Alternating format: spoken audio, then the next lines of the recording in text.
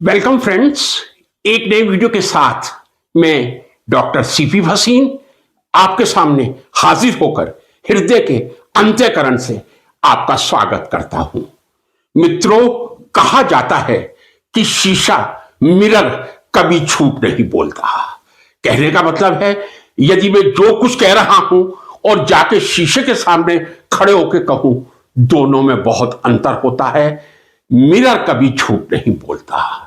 दूसरा वाक्य और कहूंगा, जो कार्यकर्ता हैं, वर्कर्स हैं, वो झूठ बोल सकते हैं, लेकिन जिन वर्कर्स ने एक मार्गदर्शक मंडल बनाया है, जिन लोगों ने मार्गदर्शक मंडल बनाया है, उस मार्गदर्शक मंडल का सदस्य यदि कोई बयान देगा तो वो बहुत गंभीरता से लिया जाना चाहिए।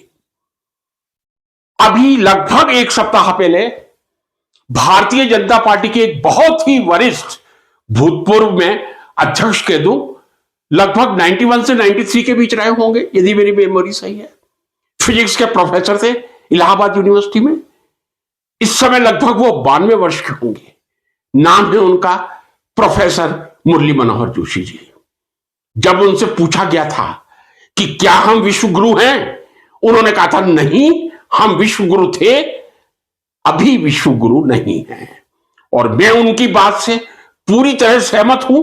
इसलिए नहीं चूंकि वो भाजपा के राष्ट्रीय मार्गदर्शक मंडल के सदस्य हैं, इसलिए कि जो विज्ञान का विद्यार्थी होने के नाते मैं आंकड़े आपके सामने लेकर आया हूं। आंकड़े अपने आप में स्वयं बोलते हैं हम किस अवस्था में कहां खड़े हैं। कृपया जो मेरे इस लेक्चर को अपना दुश्मन समझ रहे हैं, थोड़ा धैर्य रख के सुन लें और उसके बाद जो कुछ कमेंट बॉक्स में कमेंट करना चाहें कर दें। हर वर्ष विभिन्न organisations, some are associated with UNO like UNDP, United Nations Development Programme, या दूसरे ऑर्गेनाइजेशन हर क्षेत्र में इंडेक्स जारी करते हैं और उसी को ग्लोबल इंडेक्स कहा जाता है।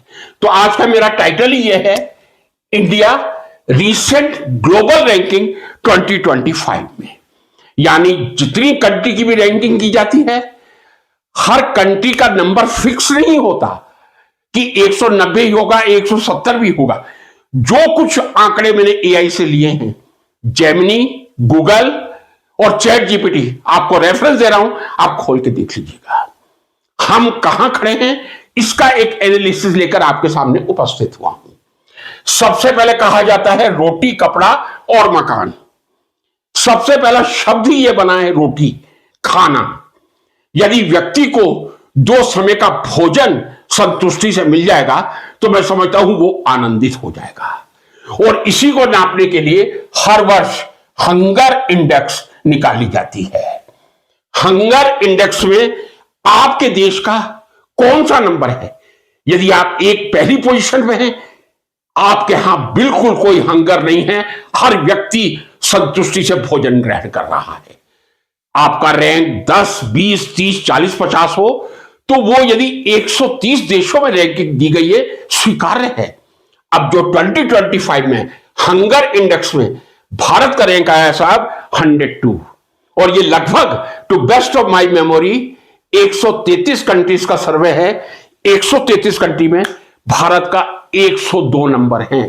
टॉप पे जो हैं वो 1, 2, 3, 4, 5, 6, 7, 8 हैं। बॉटम की तरफ हमारे देश में भूखमरी, हंगर की क्या कंडीशन है, 102 आउट ऑफ 133। ये क्या दर्शा रहा है? क्या हमारे देश में हर व्यक्ति को दोनों टाइम भोजन मिल रहा है? 80 करोड़ लोगों को आप फ्री भोजन उपलब्ध करवा रहे हैं, फिर भी हंगर इंडेक्स में हम इतना नीचे क्यों हैं?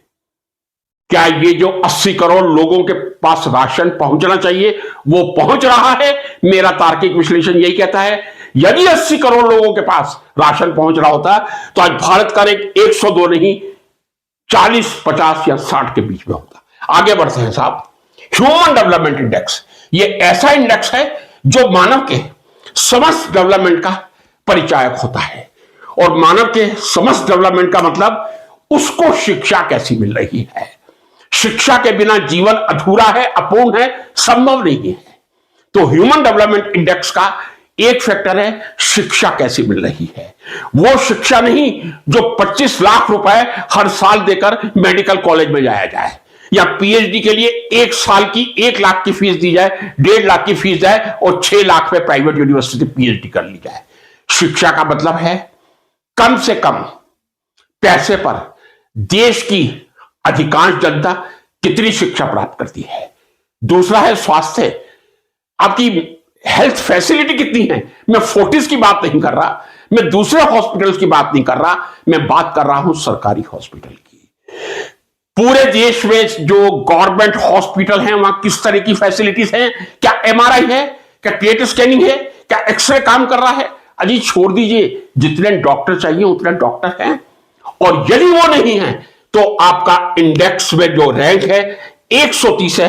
मैं समझता हूं ह्यूमन डेवलपमेंट इंडेक्स में भारत का 130वें नंबर पर होना विश्व गुरु तो छोड़िए, कहीं विश्व भिखारी का यह परिचायक ना हो। ये आंकड़े बोल रहे हैं, लोगों को नाराज होना होगा मेरे से, होइए, लेकिन ये आंकड़ा बोल रहा है कि ह्यूमन डेवलपमेंट में, शिक्षा में, चिकित्सा में ओवरऑल लिविंग स्टैंडर्ड कैसा है, 130वें क्रमांक पे है। बहुत दुख की बात है, पीड़ा होती है। हैप्पीनेस इंडेक्स जो ये सब 25 की है। हैप्पीनेस इंडेक्स का मतलब यह है आपके देश के कितने लोग खुश रहते हैं। कहा तो जाता है यदि परमात्मा का कीर्तन किया जाए, परमात्मा का नाम लिया जाए, तो अपने आप में एक अपार खुशी मिलती है। खासकर इस्कॉन वाले तो जब हरे कृष्णा के नृत्य करते हैं तो वो एक अलग प्रकार की अनुभूति कराता है। मेरे हिसाब से भारत में जितने मंदिर हैं और मंदिरों पर जितना जोर दिया जा रहा है, हैप्पीनेस इंडेक्स में हमें 11वें नंबर पे होना चाहिए था साहब। हमारे यहां मंदिर बढ़ रहे हैं, हम खोद के शिवलिंग निकाल रहे हैं, हमें शिक्षा की चिंता नहीं, चिकित्सा की, हमें मंदिरों की चिंता है। लेकिन फिर भी हैप्पीनेस इंडेक्स में हम 118वें स्थान पे हैं। तो मैं क्या कहूं कि धार्मिक होने के बावजूद, परमात्मा का स्मरण करने के बावजूद हम बिल्कुल प्रसन्न नहीं हैं। प्रसन्न होते तो 11वें नंबर पे होते, हम 118वें नंबर पे हैं। अब आप बता दीजिए क्या भारत को विश्व गुरु कहा जा सकता है। आगे बढ़ते हैं। सस्टेनेबल डेवलपमेंट इंडेक्स, ऐसा डेवलपमेंट जिसको आप सस्टेन कर सके। आपने निकाल दिया था स्टार्टअप प्रोजेक्ट। मुझे यह बताइए, जितने स्टार्टअप हर साल शुरू होते हैं उसमें से कितने सफल होते हैं? 5%, 7%। चलिए मैं मार्जिन रख के 10% कहता हूं। 10% से ज्यादा स्टार्टअप सफल नहीं होते। इसी को सस्टेनेबल डेवलपमेंट कहा जाता है कि आप जो कुछ डेवलपमेंट कर रहे हैं कितना सस्टेन करेगा। यदि आपके 90%, 95% स्टार्टअप फेल हो रहे हैं तो आपका जो रैंक आएगा 99 ही आएगा। और यह भी बता दूं, पहली बार ये 100 के अंदर आया है, बाकी 100 से ऊपर ही रहता है। आगे चलें, 2 इंडेक्स बहुत इंपॉर्टेंट है। Gender inequality index 108, gender gap index 131। मैं भी काफी सोच में पड़ गया था। दोनों इंडेक्स एक से लग रहे हैं, जेंडर इनइक्वलिटी इंडेक्स और जेंडर गैप इंडेक्स, दोनों में थोड़ा अंतर है। पारिवारिक रूप से हम ये कहें कि पुत्र पाने की चेष्टा हर भारतीय परिवार में बहुत ज्यादा मिल जाएगी। और ये जो जेंडर इनइक्वलिटी है, अभी भी भारत के अधिकांश घरों में पुत्रों को जो सम्मान और जो फैसिलिटीज मिलती हैं शायद लड़कियों को नहीं मिलती। मैं झूठ तो नहीं बोल रहा ना। आप जरा छोटे कस्बे में जाके देखिए, दिल्ली, बॉम्बे, कलकत्ता की तरफ मत देखिए, वो बहुत बड़े शहर है। लेकिन अभी भी जिस तरह परिवार में भेदभाव लड़की के साथ किया जाता है, लड़की 18 साल की हो या ना हो, 18 साल से कम उम्र में भी बस उसकी शादी कर दीजिए, कितनी भी ब्रिलियंट क्यों ना हो, पीएचडी भी कर ली है, हम घर पे बैठाएंगे, नौकरी नहीं करने देंगे। यह है साहब जेंडर इनइक्वलिटी। जेंडर गैप में तो हम और भी आगे बढ़ जाते हैं। हमारी नौकरियों में कितना प्रतिशत स्थान महिलाओं को है, यह जेंडर गैप कहलाता है। कितने परसेंट प्राइवेट सेक्टर में महिलाएं काम कर रही हैं, गवर्नमेंट सेक्टर में कितने परसेंट महिलाएं काम कर रही हैं, उसको जेंडर गैप कहा जाता है। उसमें तो हम और भी आगे बढ़ गए। 108 से नीचे आकर 131वें स्थान पे आ गए। क्यों? क्योंकि हमारी लोकसभा में टोटल इस समय मैं पूछ रहा हूं 18वीं लोकसभा में महिलाओं की संख्या कितनी है। अब तो हमने एक व्यवस्था की, तो वैसे मैं ये कह दूं 2023 में कर दी थी, और मैं समझता हूं 29 सितंबर को गजट निकल गया था, 28 सितंबर को राष्ट्रपति जी ने हस्ताक्षर कर दिए थे, लेकिन फिर दोबारा आरक्षण का बिल क्यों आया, इस पर मैंने वीडियो डाला था, लेकिन उत्तर नहीं मिला। बहुत कम प्रतिशत महिलाओं का आपको मिलेगा। लोकसभा हो, राज्यसभा हो, विधानसभा हो, यह कहलाता है जेंडर गैप, यानी आप कितने इच्छुक हैं। यदि आपकी सीटें 543 है, ना हम इस पर रिजर्वेशन नहीं देंगे। जब 50% बढ़ा देंगे, 850 840 सीटें हो जाएंगी, तब हम महिलाओं को सीटें दे देंगे कि पुरुषों की सीटों में कमी ना आ जाए।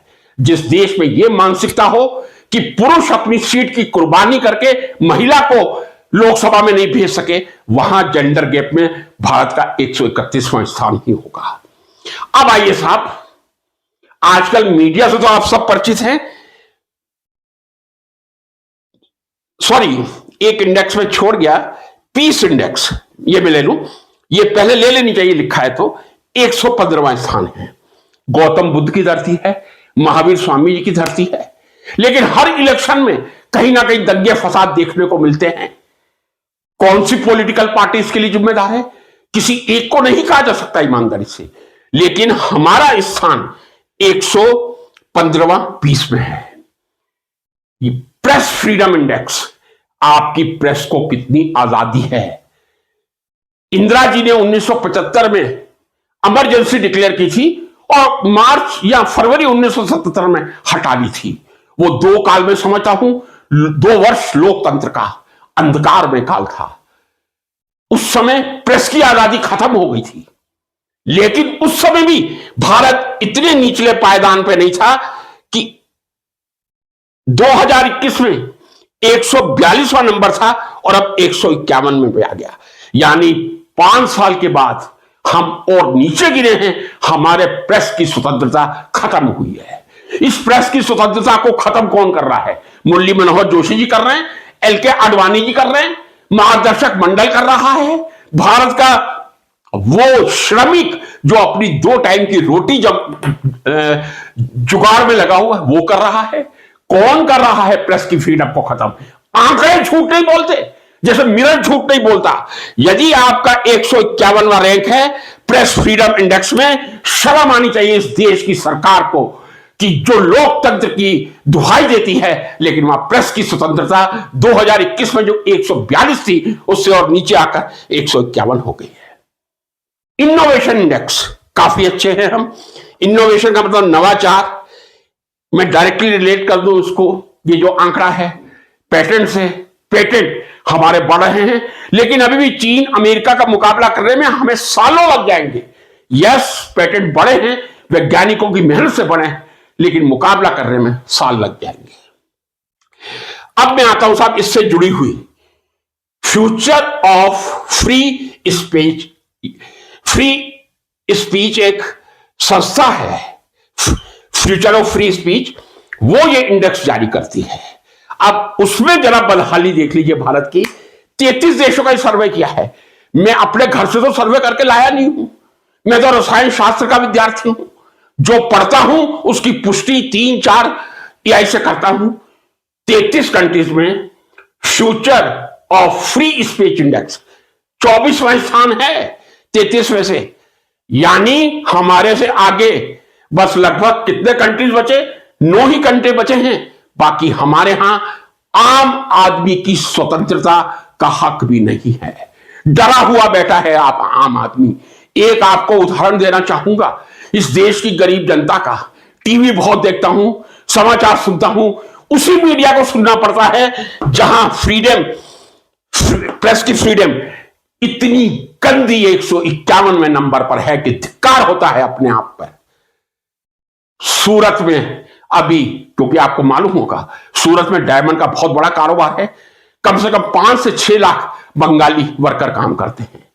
उन मजदूरों को, बहुत अच्छी बात है, लोकतंत्र चुनाव लोकतंत्र का पर्व है, लेकिन कुछ लोगों से जब पूछा गया, उन्होंने ये उत्तर दिया, हम इसलिए जा रहे हैं, यदि हमने वोट नहीं दिया तो हम कहीं बांग्लादेशी करार ना कर दिए जाएं। झूठ नहीं बोलना।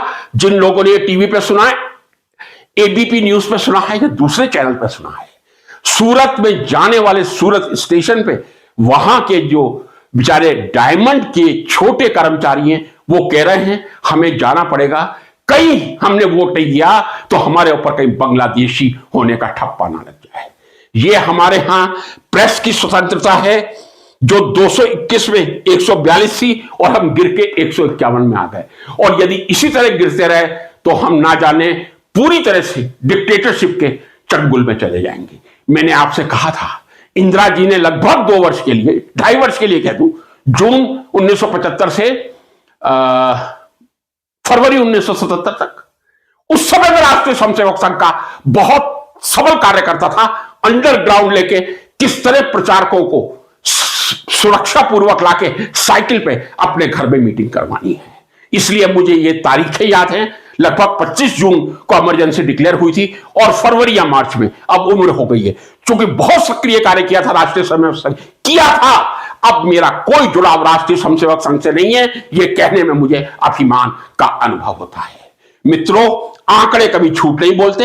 हंगर इंडेक्स में हम 102, ह्यूमन डेवलपमेंट इंडेक्स में 130, happiness index 118, sustainable development 99, gender inequality index 108, gender gap index 131, peace index 115, press freedom index 151, innovation index satisfactory 38, future free speech index 33 country में हम 24वें नंबर पे हैं।